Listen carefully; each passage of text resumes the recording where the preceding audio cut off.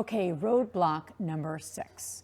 This is also a very important one to move through and to really get some strategies and tips around lack of confidence.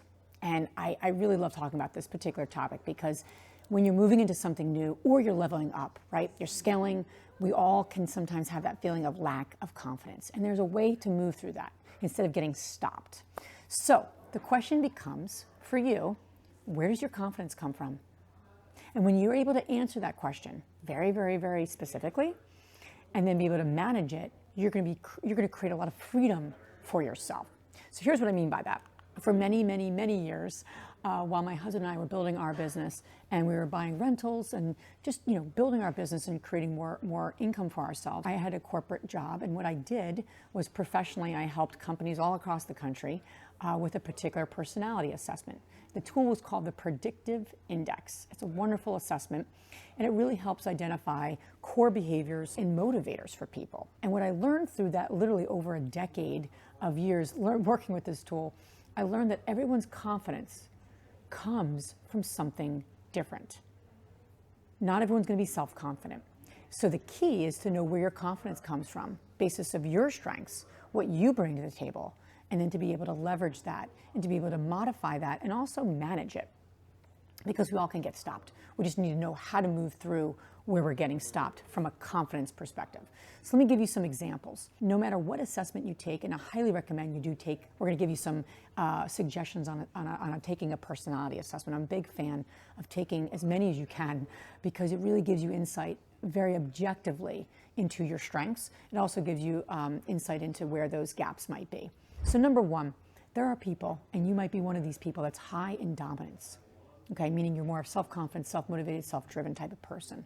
If that is you, and that is your highest factor, you tend to get your confidence by new things, new opportunities.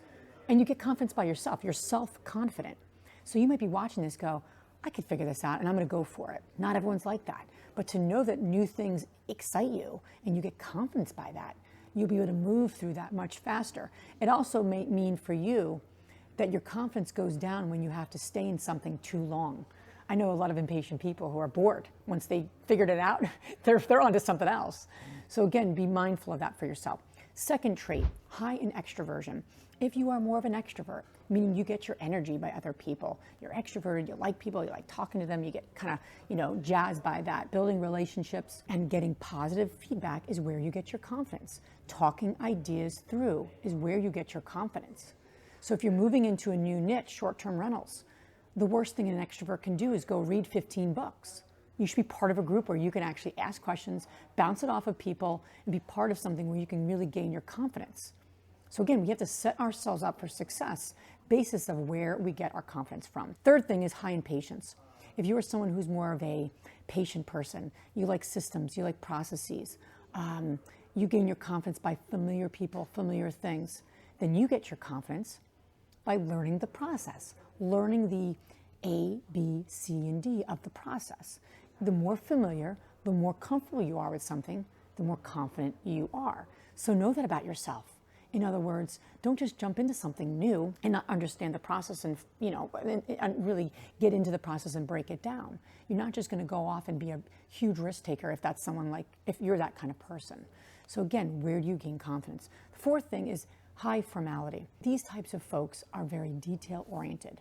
They love to learn as much as they can. So learning and researching, reading the books, listening to the podcasts, that's where you're going to feel confident. That's where you're going to get confidence. You just don't want to read 80 books and then pull the trigger, right? So sometimes people that are high in formality could be a paralysis by analysis, where you overdo it.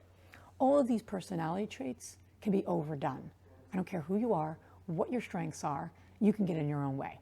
And you want to prevent that by knowing where you get your confidence from, managing it, moving through it. And hopefully I gave you some good ideas to do that. A couple quick stats. So women are actually better investors than men. I hate to say it, but I do want to say that statistically and by research. So women, and the reasons for this, a couple other statistics, is that women claim to be less confident, yet their lack of confidence really creates this conservative approach. So when they're cautious and conservative and they get into investments, they're usually the right ones. Okay, so they're not on a whim.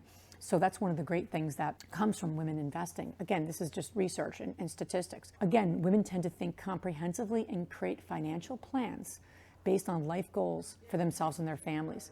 The point of these statistics and the point of these pieces, women might be more conservative and more cautious. Again, just by mere statistics. But yet when they do invest, it's usually the right ones. So we just need to start doing it more and move through where we find confidence. And again, partnerships will help us gain more confidence as well, where you're able to be who you are, bring what you bring to the table, and partner with people who complement you. So here's your homework assignment. You want to take a personality assessment tool. Take a couple of them. DISC is a great one.